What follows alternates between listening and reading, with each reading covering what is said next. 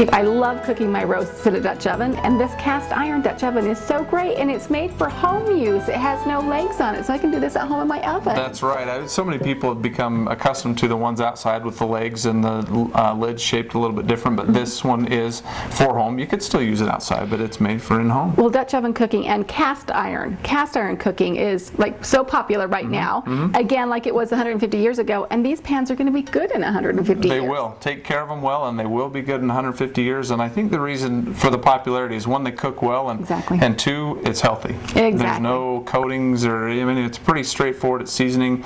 You can season them yourself. They come pre-seasoned if you want to go that way. Well, the Camp Chef Home line is coming pre-seasoned, and I really like that. And really, there is no better way to cook a roast. So let's talk about roasts. You mentioned this unique top. This is for basting? Yeah, it is for basting. So a lot of times on a domed lid on the interior, all the moisture runs to the outside and down the side walls. You're losing it. Here, that kind of collects it and drops it right back down onto that piece of meat you're cooking. Fantastic idea. So if I was using a chuck roast or a rump roast where I want all that moisture in there, that's going to help continue to cook that. I have a prime rib that I'm going to do today because, I mean, again, you just can't beat the prime rib roast.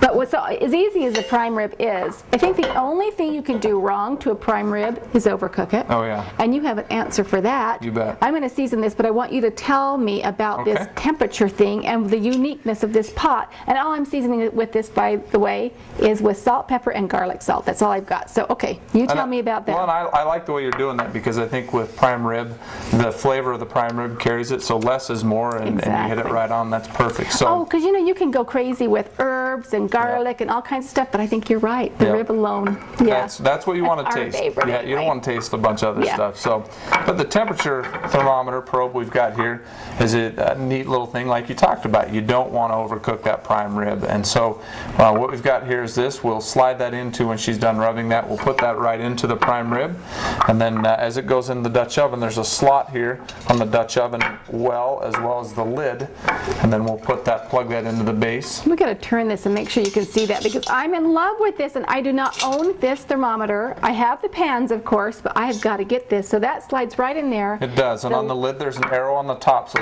as long as you align that arrow with that slot, you've got that hole there. You can run that cable and thermometer through there. In fact, let's do that. Now that my prime rib is fully seasoned, you're going to stab that right in? You betcha. Is that how you do that? Yep. And you want to get right to the middle, because that's what your goal is. Yep. And it doesn't matter that that's touching the pan, because obviously it's made for that. That's right. Typically you don't want to have that by the pan or the bone or anything like that. We're picking up the temperature from the middle there, so then if we were to use the lid, you would align the arrow or the slot there.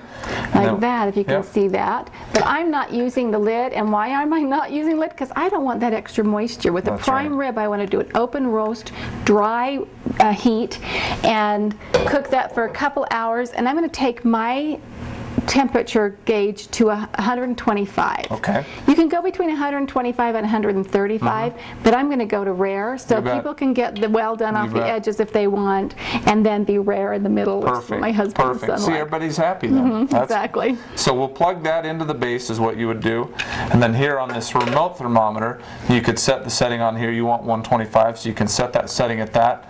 Go across the room, do some work, watch TV, do whatever you want to do. It will. And every time you open, whether it be the door of the oven or the lid to the Dutch oven, you lose a lot of heat, and it takes a lot of time to get that heat back. So don't mess with those things. Use the thermometer. Love that. Cast iron cooking, good for all cuts of beef and other meats. But we're going to do it with the prime rib open roast. So as simple as you see how it is to season and then cook this at 400 degrees for about 35-45 minutes. Then we're going to turn it down to 350 for about 2 hours. That's as easy as it is. Okay, let's get this in the oven. In fact, Steve, would you do it for me? You betcha. I'll open that oven and you slide that in.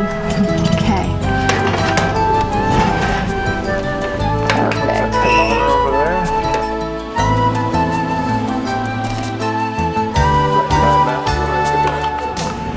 The dinger dinged. That's right, 125, we're there. 125, we're there. I love my handy dandy blue gloves. Have you ever seen these silicone those gloves? are nice. I can reach in and pull out my probe. Yeah. I can hold on to the rib roast. I can just take the whole pot out. I love these things. Those are nice, those are slick. Holiday time, summertime cooking, canning. Then I reach in with my hands and pull my rib roast right out. So there we go. Perfect. 100, yeah, perfect's right because of your great thermometer and this great cast iron pan. Camp Chef home. I love that we've got the new cast iron. So there it is. Now I'm going to want that to rest for about 15 minutes, 20 minutes, and then we'll slice and Perfect. enjoy. Oh yeah.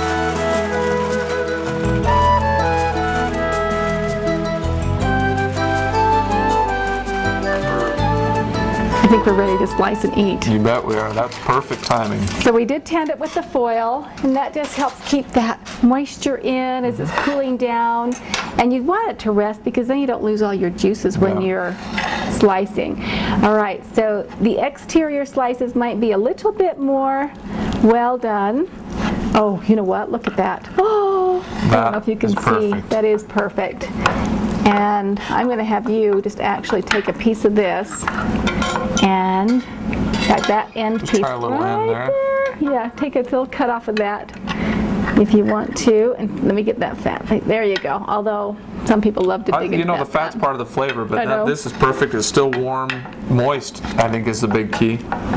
And it just melts in your mouth, doesn't it? And all we did was the simple salt, pepper, garlic rub, and then cooked it for about 2 hours. And your thermometer is such a great idea. Use your heavy cast iron dish. Let's talk about that again. If I had a chuck or a rump roast, how would I do it differently? You're going to leave the lid on in that particular instance, but again, use that thermometer, keep an eye on it. Depends on what type of consistency you want on that meat and when you want it done, but use the lid. And use a lid. And with a rump or chuck, you're probably going to cook it 3 to 4 hours. Oh yeah. This one, 2, and you're ready to eat your bet. prime rib. You Thanks so bet. much, Steve. Oh, thank you.